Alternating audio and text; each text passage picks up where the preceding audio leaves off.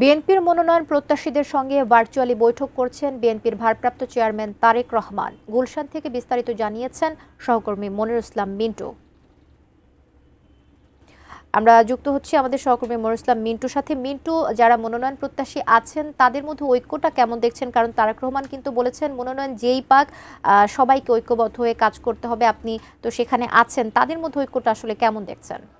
প্রার্থীরা তো বটেই, তাদের কর্মী সমর্থকরাও ভেবেছিলেন যে আসন ভিত্তিক সাক্ষাৎকার গ্রহণ করা হবে এবং সেভাবে তারা প্রস্তুতি নিয়ে এসেছিলেন এবং বলা যায় যে এক একজন প্রার্থী তাদের নেতাকর্মীদের নিয়ে আসেন। ফলে কিন্তু গুলশানের বিএনপি চেয়ারপারসনের কার্যালয়ের যে সামনে যে সড়কটি, সেই সড়কটির এক পাশ থেকে অন্য পাশে নেতাকর্মীদের যে ভিড়, সেই সঙ্গে স্লোগান শুরু হয় একেবারে দুপুরের পর থেকেই এবং ধারাবাহিকভাবেই বিভিন্ন বিভাগের যারা প্রার্থী তাদের সঙ্গে দলের ভারপ্রাপ্ত চেয়ারম্যান তারেক রহমানের সেই বৈঠক অনুষ্ঠিত হয়। তবে সব বৈঠকে কিন্তু একই ধরনের মেসেজ দেওয়া হয়েছে যে ধানের শীষে যে প্রার্থী হবে তার পক্ষে কাজ করতে হবে এবং প্রতিটি আসনে একাধিক যোগ্য প্রার্থী রয়েছে, কিন্তু সবাইকে দেওয়ার যেহেতু সুযোগ নেই, ফলে যাকেই দেওয়া হবে তার পক্ষে যেন ঐক্যবদ্ধভাবে কাজ করে এবং পরিবর্তিত প্রেক্ষাপটে যে নির্বাচন, দীর্ঘদিন ধরে বিএনপি যে প্রত্যাশিত যে নির্বাচন, সেই নির্বাচনে যতটা প্রতিদ্বন্দ্বিতাহীন ভাবা হয়েছিল সেটি ভাবার যেহেতু সুযোগ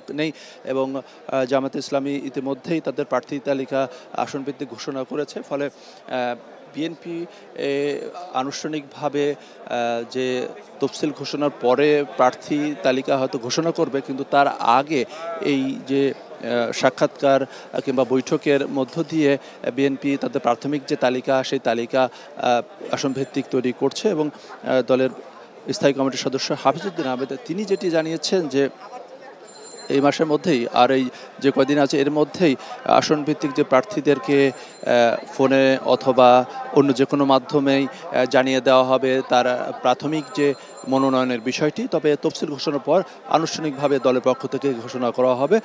তবে সেক্ষেত্রে একটি মনোনয়ন বোর্ড থাকবে, সেই মনোনয়ন বোর্ড তারা চূড়ান্ত করবেন কোন কোন আসনের কোন প্রার্থী হবে। কিন্তু ইতিমধ্যে আপনি জানেন যে বিভিন্ন আসনভিত্তিক অনেক নেতাই কিন্তু টেলিফোনে তারেক রহমান তাদেরকে টেলিফোন করেছেন এবং তাদেরকে বলা হয়েছে ধানের শীষের যে বিজয়, সে বিজয় ছিনিয়ে আনতে কিংবা তাকে মনোনয়ন দেওয়া হবে এমনও অনেকে বলেছেন। তবে সেটি কিন্তু আসলে সব আসন ভিত্তিকে হয়েছে সেটি বলা যায় না। যেই সব আসনগুলোতে ধারণা করা হচ্ছে যে একক প্রার্থী রয়েছে, যেই এলাকাগুলো যেসব আসনগুলোতে যে মনোনয়ন দেওয়ার ক্ষেত্রে খুব বেশি সমস্যা হচ্ছে না, সেই সব আসনগুলোতে যেমন বগুড়া, কুষ্টিয়া, মেহেরপুরে এরকম কয়েকটি আসনের কথা আমরা জেনেছি, কিন্তু সেটি যে চূড়ান্ত সেটি কিন্তু আসলে এখন পর্যন্ত বলার সময় আসেনি। আর ধারাবাহিকভাবে আজকে 5টি বিভাগের মনোনয়ন প্রত্যাশীদের সঙ্গে বৈঠক অনুষ্ঠিত হচ্ছে এবং সর্বশেষ ঢাকা বিভাগের সঙ্গে।